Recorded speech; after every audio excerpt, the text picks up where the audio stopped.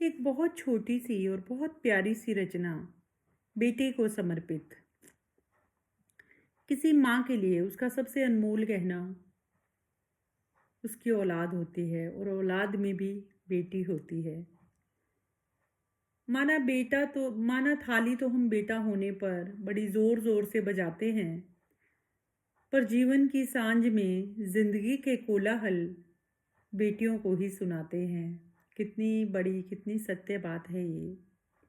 बेटियों के दिल में ताउम्र माता पिता के लिए एक संवेदना का सिंधु हिलोरे लेता रहता है।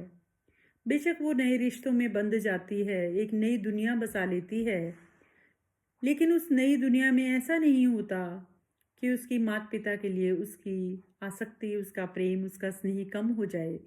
बल्कि मुझे तो लगता है जैसे जैसे दिन बढ़ते हैं, समय बीतता जाता है, यह प्रेम और गहरा हो जाता है। तो एक माँ की बेटी के लिए क्या सोच है, बस इस छोटी सी रचना में उतना ही। उषा की लाली प्रकृति की हरियाली। माँ क्या कहती है बेटी को? उषा की लाली प्रकृति की हरियाली, क्या क्या दूं मैं तुझे खिताब। भोर का भास्कर, फिल्मों का ऑस्कर, मेरे जीवन की सबसे अनमोल किताब, मेरे जीवन की सबसे अनमोल किताब। बेटी ही नहीं, तू तो है मेरी अहबाब। क्या है तू मेरे लिए, मुझे आता नहीं लगाना हिसाब, मुझे आता नहीं लगाना हिसाब। जिंदगी के अंधेरों में बनकर आई तू आफताब, बनकर आई तू आफताब। मिले जीवन में तुझे खुशियां और सफलता मेरी लाडो बेहिसाब। मिले तुझे जीवन में खुशियां और सफलता लाडो बेहिसाब। वांछित मुकाम मिले तुझको, हो जीवन में तू कामयाब, हो जीवन में तू कामयाब। सौ बात की एक बात है, उपहार दुआओं का ही होता है नायाब। इतनी सरल सहज और फर्मा बरदार है तू, मेरे हर प्रश्न का बन जाती है जवाब, मेरे हर प्रश्न का बन जाती है जवाब। ये एक छोटी सी रचना थी बेटियों के लिए। बेटी आईना है हम माँ के व्यक्तित्व का, आईना है बेटी। और जीवन के एक मोड़ पर तो बेटी माँ की भी माँ बन जाती है, सहेली बन जाती है।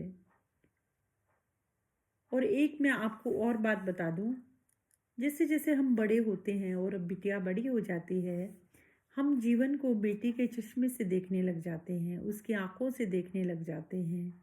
वह हमारी मित्र बन जाती है और बहुत कुछ हमें सिखाती है।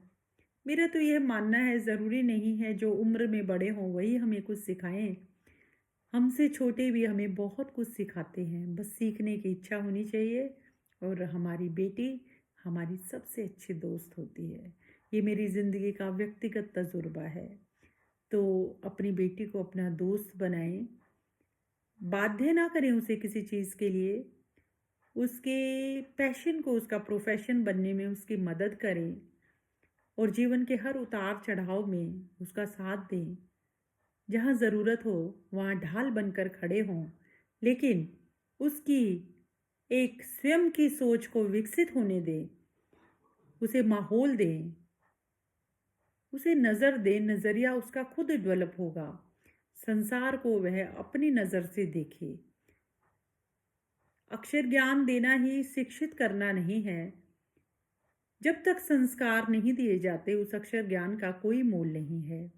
और ये जो वैल्यूज़ हैं, ये एक माँ सबसे ज़्यादा अपनी बेटी को दे सकती है, बशर्ते कि बेटी को भी लेना आए।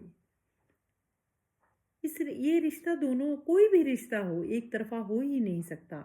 यह रिश्ता दो तरफा होता है। बेटी माँ को भी वैल्यू करे और माँ बेटी को वैल्यू करे। तो फिर महिला दिवस तो आ गया ना। सही मायने में महिला दिवस के यही मायने हैं। जब समाज में, परिवार में, वतन में, संसार में महिला की रिस्पेक्ट होगी, उन्हें सम्मान दिया जाएगा, उन्हें कोई भोग्य वस्तु नहीं समझा जाएगा, उसके नारी तन के भूगोल को जानने के बजाय उसके मनोविज्ञान पर जब काम होगा, उसके मनोविज्ञान को समझा जाएगा, सही मायने में महिला दिवस बन जाएगा, है ना? तो यह बहुत सारगर्भित बात है और अगर मेरे शब्द आपके दिल तक पहुंच गए तो मैं समझूंगी कि 8 मार्च 2025 महिला दिवस आ गया और सार्थक हो गया। धन्यवाद।